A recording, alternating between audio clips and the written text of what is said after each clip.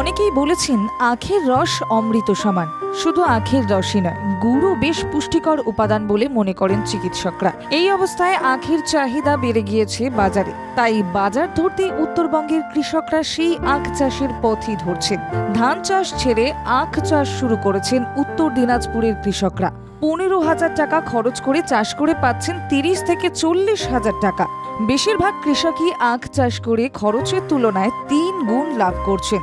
এখানকার টাঙ্গন নদীর পার্শ্ববর্তী এলাকায় আখ চাষ করে বিপুল লাভবান হয়ে উঠেছেন কৃষকরা। কালিয়াগঞ্জের রাধিকাপুর অঞ্চলের টাঙ্গন নদী সংলগ্ন এলাকায় ক্রমশই বাড়ছে আখের চাষ। তাতে কৃষকদের নগদ অর্থের যোগান বেড়েছে। লক্ষ্মী লাভ বাড়ায় অন্নদাতারা বাড়তি উৎসাহ পাচ্ছেন।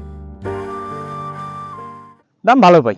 আখ চাষ করে আমি অনেক স্বনির্ভর হয়েছি, কারণ আমার প্রথম যখন আমি চাষ করি তখন আমার কিছুই ছিল না, আমার বাড়ি ছিল না, আমার জায়গা ছিল না, জমি ছিল না।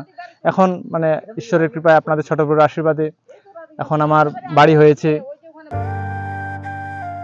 উর্বর এই এলাকায় নদী সংলগ্ন বেলে দোআঁশ মাটির জল ধারণের ক্ষমতা অত্যন্ত কম, তাই ধান চাষ করা যায় না। ধান চাষের বিকল্প হিসেবে লাভজনক হওয়ায় এখানে আখের চাষ বাড়ছে।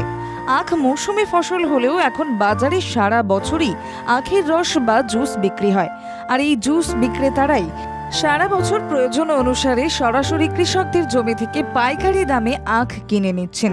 ফলে আখ বিক্রির কোনো সমস্যা থাকছে না। সারা বছর নগদ টাকার যোগান থাকে বলে রাধিকাপুর সংলগ্ন টাঙ্গন নদী পার্শ্ববর্তী এলাকাগুলিতে বাড়ছে আখ চাষের প্রবণতা। সত্যেন মোহন্তের রিপোর্ট, বাংলা জাগো।